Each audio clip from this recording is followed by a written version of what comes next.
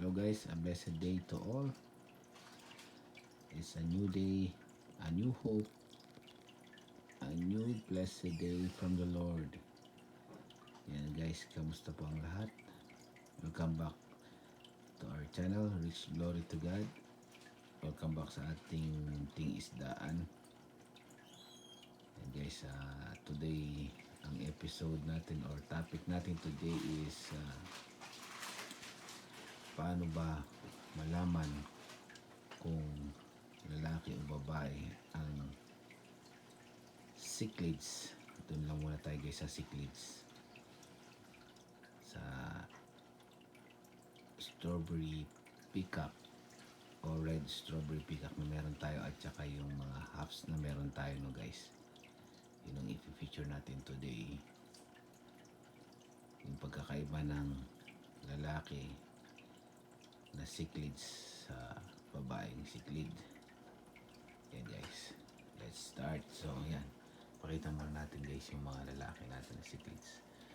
Mostly dito sa ating 65 gallon tank is male. Yung mga cichlids natin na nandito. Hiniwalay muna natin yung ating ibang female para makapagpahinga kasi tuloy-tuloy yung breeding nila, tuloy-tuloy yung mating nila. So kawawa yung mga babae dahil pagka sila ng egg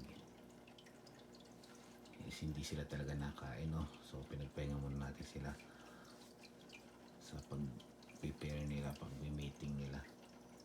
Kaya sinipilit muna natin ng tank yung ibang female natin. Yung isang female natin ngayon nasa taas. Ayan guys, nakatalikod siya. Mapusaw yung kulay guys niyan ng female na yan. Ayan, oh. Ayan guys, yun natin guys. Yung katawan niya ng female na sa loob na yun guys. Female yan na red shoulder. Kasi ito yung female na Haps BC10. Ayan, ito yung kulay guys. Mapusyaw lang kulay ng mga female na cichlids. Ito female na Haps BC10. Ito naman female na red shoulder. Hindi mo siya makita guys yung, yung katawan niya, no? Halos isa lang kulay niya. Red shoulder na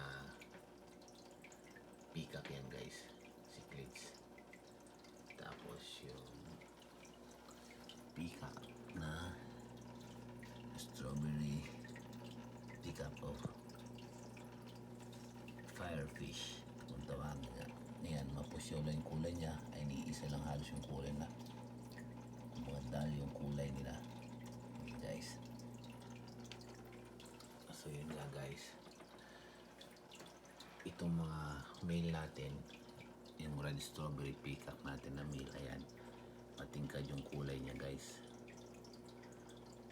And sometimes or mostly sa gabi nagbublo yung mga head ng mga male na cichlids. Ayan, tapos mas malaking katawan guys ng lalaki. Ito yung red strawberry peacock natin o yung firefish, or kung tawagin nga ng iba is dragon blood peacock cichlids. Ayan, ayan guys, so tingkad yung kulay niya kaysa doon sa kanyang pair na babae. Ayan, yung kulay niya parang beige lang siya, light lang. Tapos yung kulay niya, yung pagkakaiba nila. Tapos mas malaki yung katawan ng lalaki sa babae. Tulad nga din ng ating BC10. Tapasin natin yung BC10 ng babae. Ayan siya guys. Ayan. Ayan. Tapos ito yung lalaki. Mas darker yung kulay ng lalaki. Tapos mas malaki yung katawan niya. Ayan guys. Tapos na halos nagbublo yung ulo niya. Tapos minsan na red yung kanyang dorsal fin at saka yung kanyang anal fin. Yung anal fin yung nasa baba, bandang likod ng kanyang katawan sa baba, malapit sa buntot. Yung dorsal fin yung sa taas niya yan, nag-red orange yan guys. Yung female is talagang halos isa lang kulay ng katawan niya. Yan siya guys. Yung female, yan. Yan siya guys.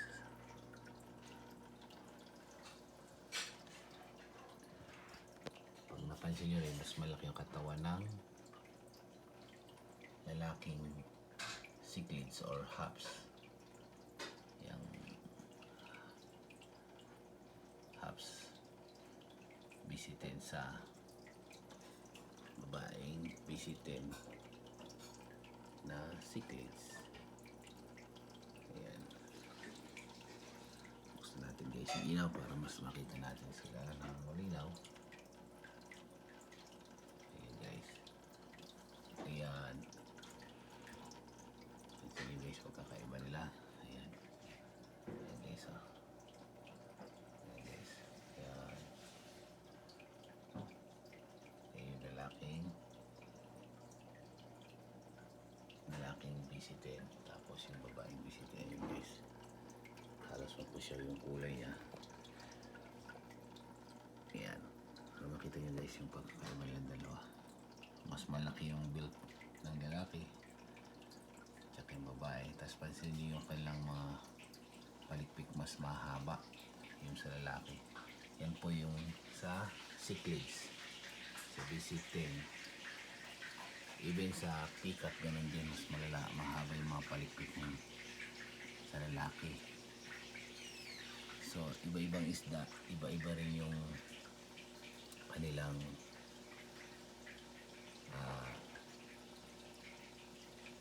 itsura, no, para malaman kung lalaki o babae. So itong sinishare natin is for the cichlids na peacock, red strawberry orange peacock or firefish, at saka mga haps na meron tayo guys. So yan, kaya din natin malaman yung pagkakaiba, mostly or majority ganun yung pagkakaiba nila. Mas malaking katawan,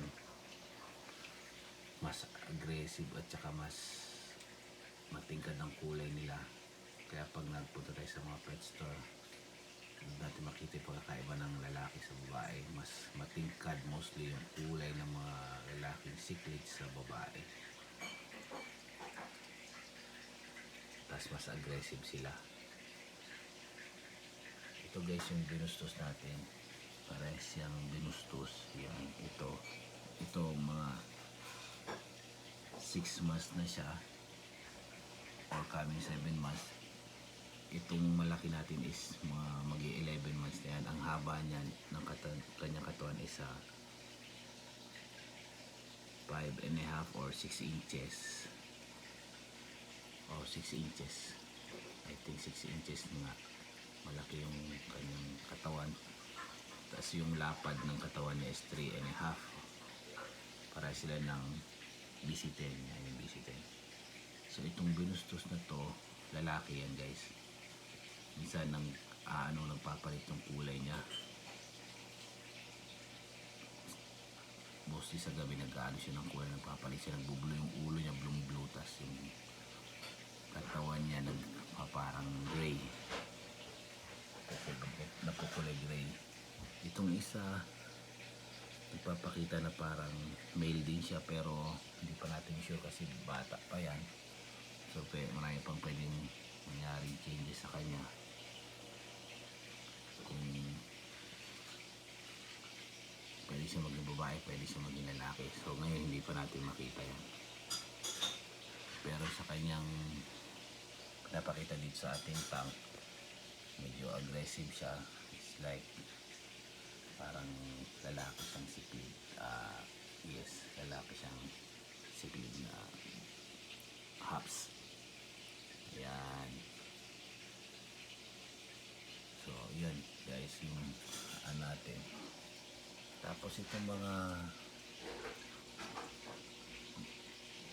strawberry peacock na to na maliliit.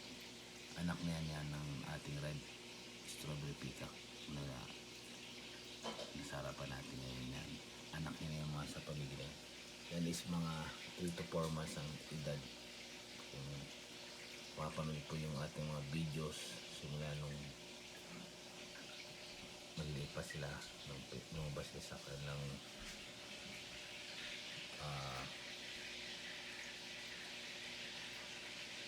mother na fish. Yun, yung kanilang mother fish.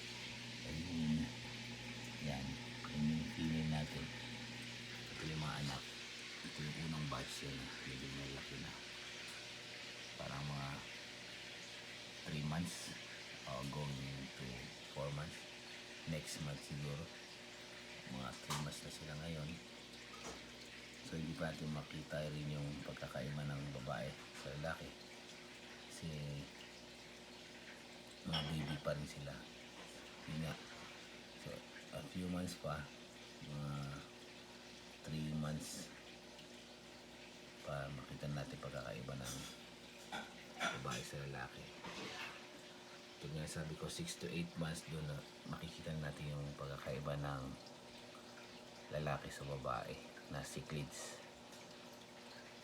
Some of them nga pinapakita nila yung kulay nila. Ayan, ito dito showing na parang lalaki siya kasi yung kanyang anal fin, ayan, kita niyo may mga dot sa ilalim dan banda sa kanyang kanyang anal fin sa gilid parang lalaki siya.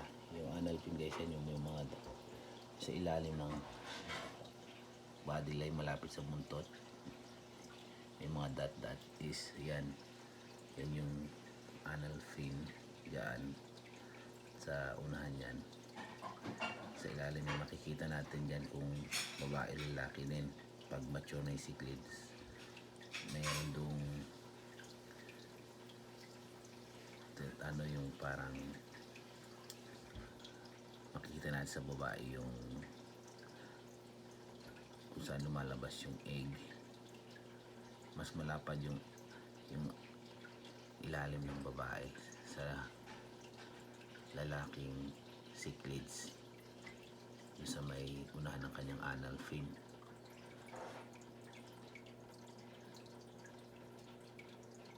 Mas malapad yung sa ilalim nila. So hindi naman natin mahawakan yung isda pag bibili natin, pero yun nga, most of the time or majority makikita natin is mas matingkad yung kulay ng lalaki sa babae. Bibili natin yung cichlids na mature na, yung malaki na talaga, ready to pair. So yun yung natin. So yan, ito yung side ko na parang showing na lalaki siya, pero hindi pa rin natin yan sure na lalaki talaga siya kasi almost the same sila habang maliit pa sila. Yung kanilang anal penis yung mga dot na rin kahit maliit pa tulad yan. Ito, so pag talagang nag-mature na sila guys, doon natin malalaman na kung babae or lalaki sila. At yun nga ito na sabi ko, based on experience, mas malaki yung katawan ng lalaki sa babae at mas matingkad yung kulay ng lalaking cichlids sa babae na cichlids. So in case na pupunta tayo ng pet shop, yun yung pwede nating tingnan. Then yung and majority yung ganong kulay ng lalaki at babae, lalo sa mga pet store. Yan guys, pakita natin yung Venustus. Nag-iba yung kulay niya ngayon guys ng konti. Makita dito. Pero yan guys, nag-ano siya kanina. Bigla siya ibang kulay yung katawan niya.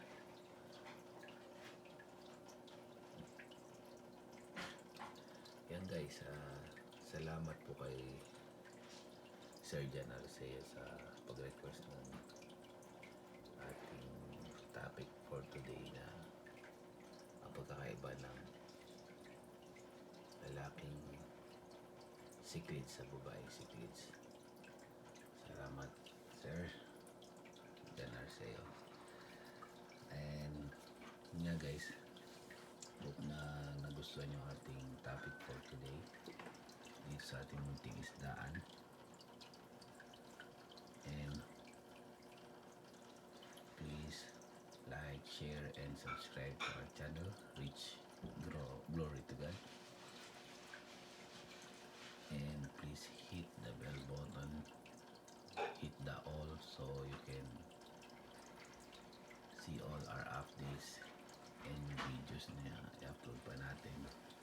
At mas marami pa tayong ma-upload na videos sa tulong ng inyong pag-like, share, and subscribe. Salamat na maraming ulit. And yun nga, let's continue to spread the love, share the blessings, keep the faith, and always put God first in everything we do. So syempre, if we always ask for the blessing from the Lord, syempre lagi tayong iingatan at poprotektahan ng Panginoon Jesus, no? And guys, patuloy lang po tayo. Let's continue to spread the love to everyone. And guys, sa susunod na mga topic natin is yung ating hops at saka peacocks. Ano nga ba yung hops at saka peacocks na sinasabi ko o binabanggit ko lagi. And guys, yung sunod natin isa-topic na guys. Salamat pong muli guys sa inyong panonood at pagsubaybay.